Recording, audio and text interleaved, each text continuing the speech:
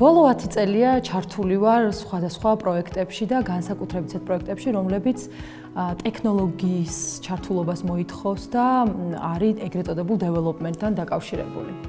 მოგეთ ამ პროექტების კუთხით ჩემი გამოცდილება და დაკვირვება არის ესეთი, რომ თავიდან ყველანი ძალიან ოპტიმისტურად ვართ განწყობილები, რომ მოკეთ რასაც დავგეგმავთ, ეგ შესრულდება და აი ესე ვართ, ასე ვთქვათ, თელი შემართებით, რომ ყველაფერი კარგად იქნება, აი ახლა ჯერ ამას გავაკეთებთ, მე ამას გავაკეთებთ და ესე გავალთ ფინიშის ხაზზე.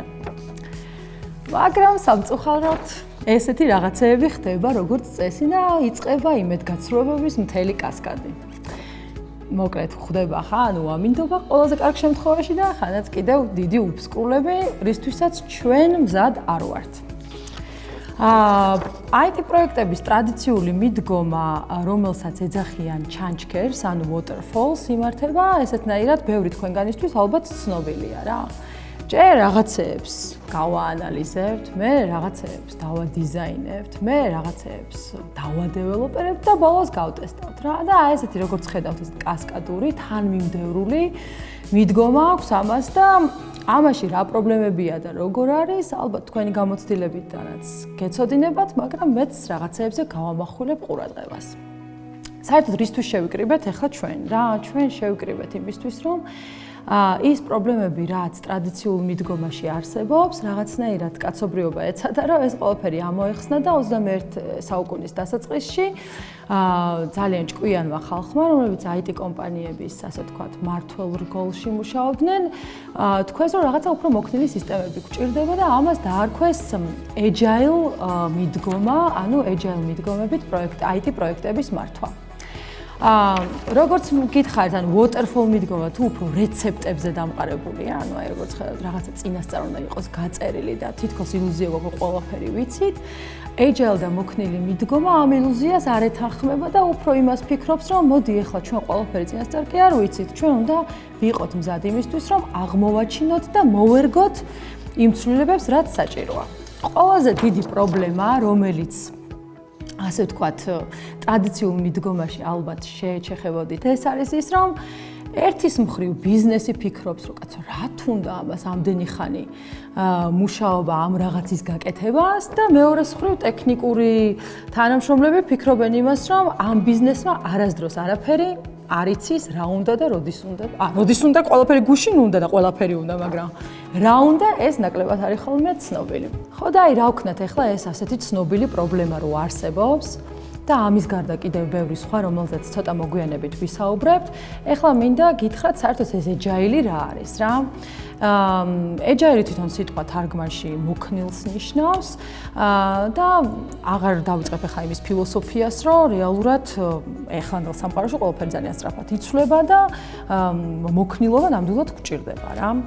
როგორც გაჩვენეთ წინა სურათზე, ანუ ეს რაღაცა უფსკრულებში ჩავარდნები და უამინდობები და თუნდაც უბრალოდ ცვლილებებისთვის ვიყოთ მომზადებულები. ძალიან ხშირად agile, ანუ ასე ვთქვათ, დილეტანტურად გონიათ, რომ ეს არის რაღაცა მეთოდოლოგია, ანუ ეს არის რაღაცა რეცეპტი, რომელსაც თუ აიღებ და ნელა გადადებ, ეგ არის. მაგრამ ეს ასე არ არის, ეს არის რეალურად აზროვნების სტილი, ერთგვარი ფილოსოფია, რომელიც ეყრდნობა ძალიან მარტივ 4 ცნებას, ასე ვთქვათ რა, 4 ღირებულებას. პირველი და უმთავრესი არის ის, რომ ჩვენ ანუ მაქსიმალურად ვაგებთ, ასე ვთქვათ, პროექტს კომუნიკაციაზე, ანუ უფრო დიდ მნიშვნელობას ვანიჭებთ ჩვენს კლიენტებთან, დაინტერესებულ მხარეებთან, ურთიერთობას, მათ გვერდზეჯდომას, მათთან ერთად განხილვას, მათთან ერთად კონსენსუსის მიღწევას და არა ის, რომ სისხლით ხელი მოვაწერინოთ ახლა რაღაცა წინასწარ შეთანხმებულ დოკუმენტს და თუ რაღაცა სხვა მოლოდინი იყო და სხვა რამე გავაკეთეთ, უბრალოდ სახეზე ავაფაროთ და უთხრათ, რომ ჩვენ ამაზე არ შევთანხმებული ვართ რა. ეს არის ერთ-ერთი ღირებულება. მეორე ღირებულება არის ის, რომ ჩვენ შეიძლება უამთელი დასტა დოკუმენტაციისა შევქმნათ და გვეგონოს, რომ ამითი პროექტი წინ წავიდა, ასე ვთქვათ, პროგრესი გვაქვს პროექტში რა. agile ღირებულებების ერთ-ერთი მთავარი ნაწილი არის, რომ თუნდაც ერთი ციდა, ანუ თოთო ნაბიჯი, ძალიან მცირე რაღაცა, რაც მივამატეთ, ასე ვთქვათ, ჩვენს პროდუქტს, ის დავინახოთ რეალურად, როგორ გამოიყურება, ვიყნოსოთ ის, დავინახოთ, შევეხოთ და მაქსიმალურად მივიღოთ უკავშირი კავშირი როგორც მისი ამ პოტენციურად მომხმარებლებისგან, ასევე დაინტერესებული მხარეებისგან. მესამე მნიშვნელოვანი, ასე ვთქვათ, ღირებულება ამ agile ფილოსოფიაში არის ის, რომ როდესაც ჩვენ ყველაფერს წინასწარ ვცდილობთ რომ დავგეგმოთ, ეს გეგმა რაღაცა შვილივით გვიყვარს რა, ამაგი გვაქვს ამ გეგმას და მერე ცვლილებებზე მორგება, მოკლედ ძალიან გვიჭირს ჩემი გამოცდილებიდან გეუბნებით და როცა შენ პატარ-პატარა გეგმებით უნდა წაიწიო წინ, არა გაქვს იმხელა სტრესი ამ ცვლილებების მიმართ და ბევრად მოქნილი ხარ და მიმღებლობა გაქვს უფრო მეტად, რომ კაი, ესე თუ არ გავა, მაშინ მოდი ესე ვცადოთ რა. მეოთხეც რო ვთქვათ და ყველაზე უმთავრესი და უმნიშვნელოვანესი არის ის, რომ რამდენი პროცესი გინახავთ, რაც დაწერილა, ვთქვათ, რაღაც გაიდლაინები და ასე შემდეგ და გინახავთ, რომ პრაქტიკაში ეს რაღაცები თქვათ ეგრე ზუსტად არ მუშაობს რა. და აი ამიტომაც ამ agile მიდგომაში, სადაც ცვლილებები არის მოსალოდნელი და ცვლილებები არის განუყოფელი ნაწილი, ზუსტად ის არის, რომ ჩვენ ადამიანებთან ურთიერთობას ბევრად უფრო დიდ მნიშვნელობას ვანიჭებთ, ვიდრე რაღაცა მიღებულ პროცესებს, თულებს და ასე.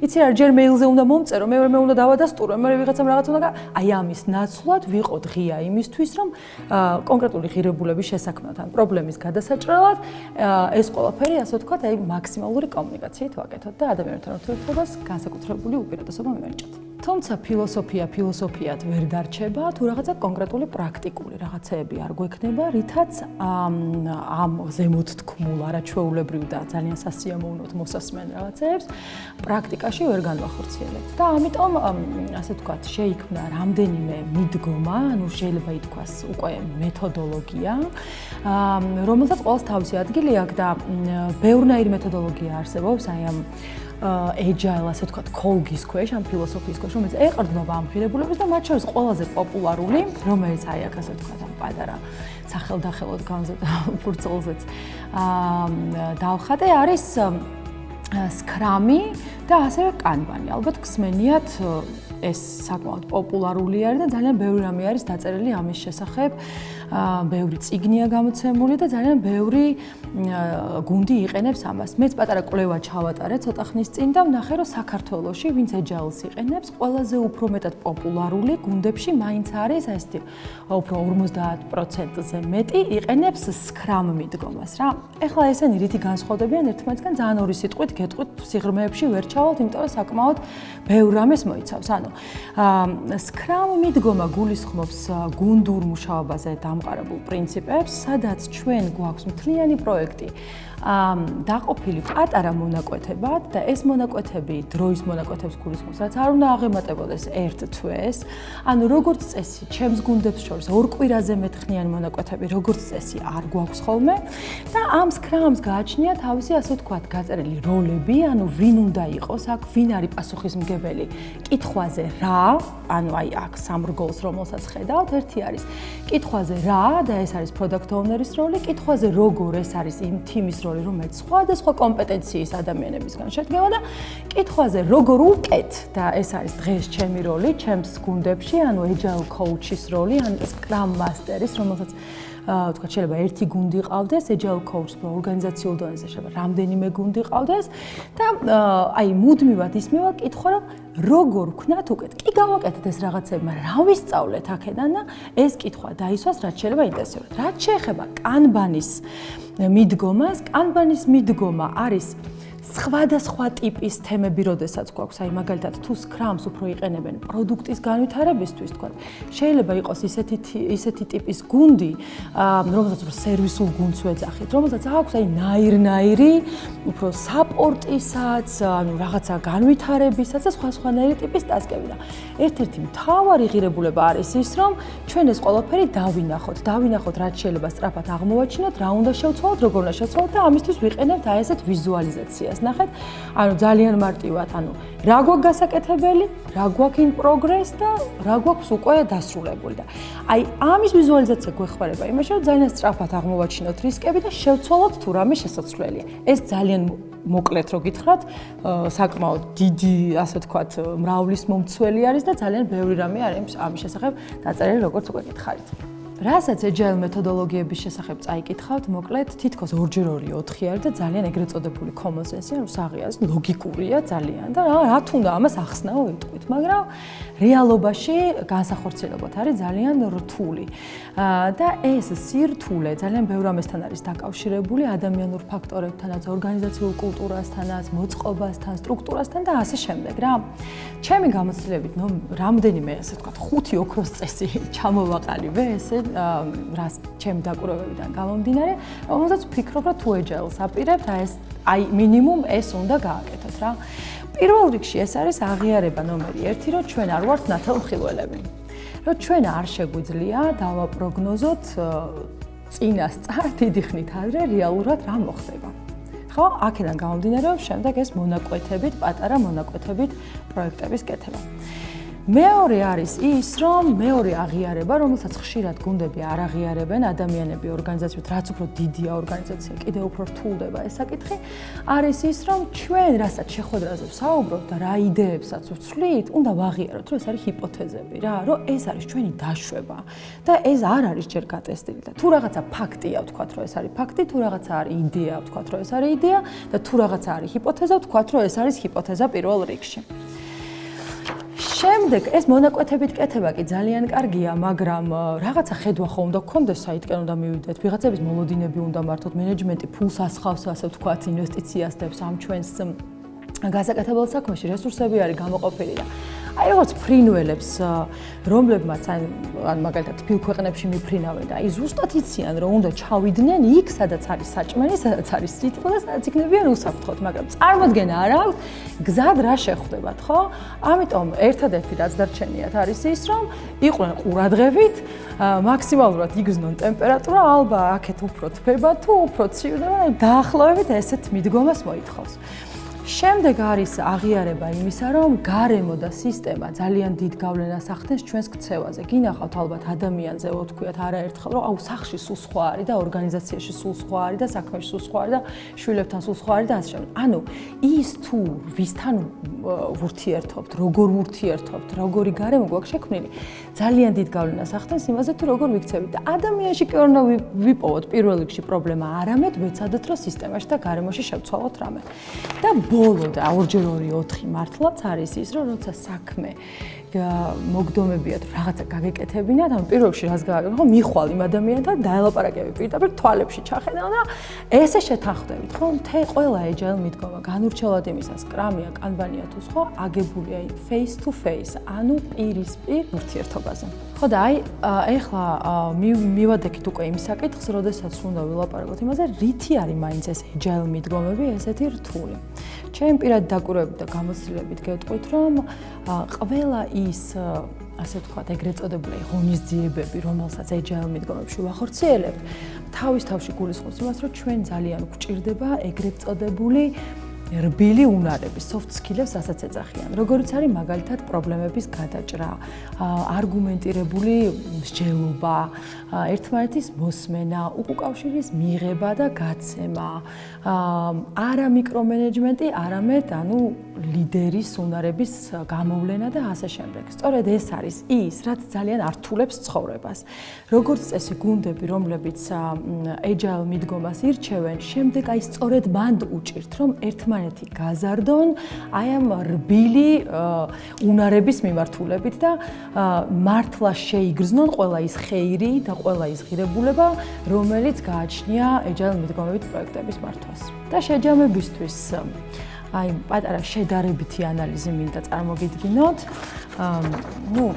გაკრული ხელისთვის ბოდიშს ვიხდი, მაგრამ ანუ ესეთ ვეცადე რომ ვთქვათ, აი ლურჯად აღმეწერა ის, რა ხეირსაც გვაძლევს agile და რას წავაწყდებით აუცილებლად არა-agile მიდგომით განსაკუთრებით ტექნოლოგიური პროექტის მართვაში რა. პირველი ეს არის ხეირი რა, ალბათ ძალიან ბევრი გინახავთ, როდესაც პროექტი მიმდინარეობს ერთი კვირა, ორი კვირა, ერთი თვე, სამი თვე, 6 თვე და მე სადღაც ბოლოში ეს შავი ხაზი, სადღაც ბოლოში მოგცემს რაღაცა ხეირს, რომელსაც დღის სინათლეს იხილავს.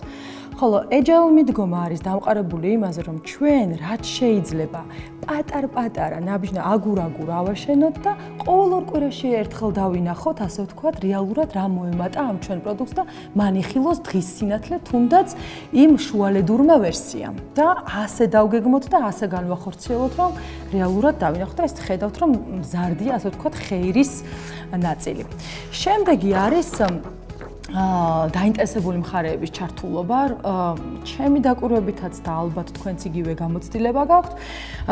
როდესაც ტრადიციული მიდგომით აკეთებ და მას რა ქვია პროექტს და არ არის დაკომპლექტებული გუნდი და არ არის რაღაც პროცესი აწყობილი იმისთვის, რომ დაინტერესებული მხარეები ინტენსიურად ჩართო, თავიდან ყველას უხარია, ყველა ძალიან გულშემატკივრობს და რატომღაც ყველა შეხვედრებზე დადის, მაგრამ შემდეგ უკვე როდესაც საქმე გადადის კეთებაში, რაღაც სხვა თემებზე უკვე გადაერთნენ, უკვე ძალიან რთულია ამ ხალხის შეხვედრაზე მოყვანა და ასე შემდეგ და აი ეს არის ის სადაც ჩართულობა უკვე ანუ იკლებს და ბოლოსკენ უკვე მოკითხვა რომ აბასადარი რატო არა გვაქვს აქამდე უნდა გქონოდა. და agile მიდგომები და ყველა ის რაზეც ვილაპარაკეთ Scrum-ით და Kanban-ით ზუსტად იმაზე არის აგებული, რომ ჩვენ ეს ჩართულობა რაც შეიძლება ინტენსიური გქონდეს და ხშირ-ხშირად ვაჩვენებთ ჩვენს დაინტერესებულ მხარეებს. შემდეგ, რა თქმა უნდა, ანუ ის რისკები, რომელიც დასაწყისშივე ვილაპარაკეთ, ყველაზე მნიშვნელოვანი არის ზუსტად ეგ, რომ რისკები რაც შეიძლება სწრაფად აღმოვაჩინოთ და როგორც ხედავთ, აი ამ ლურჯ ხაზზე რისკები ძალიან ბევრად უფრო სწრაფად უნდა აღმოვაჩინოთ და არა მხოლოდ ბოლოსკენ რა. და ბოლო არის ის, რომ ცვლილება, ანუ ყველაფერი რის გამოც ანუ agile მიდგომის ვიყენებთ, არის ის, რომ წინასწარ გაწერილი რომ ყოფილიყო და რეცეპტი რომ ყოფილიყო, უბრალოდ ავდგებოთ, ხელებს დავიკαπწებთ და გავაკეთებთ. საქმე იმაში, რომ რეალობა მოითხოვს მუდმივ ცვლილებებს. და ამ ცვლილებებზე მორგების ნაწილში ყველა ის ტექნიკა თუ ის პრაქტიკა, რომელიც agile მიდგომას ახასიათებს, სწორედ მასზე არის ორიენტირებული, რომ ჩვენ ეს ცვლილებები ძალიან სწრაფად აღმოვაჩინოთ და ძალიან სწრაფად მოვერგოთ მათ. ყველა ვინც გაბედავს და agile მიდგომით გადაწყვეტს, ასე ვთქვათ, თავისი პროექტების მართვას დიდ წარმატებებს გისურვებთ.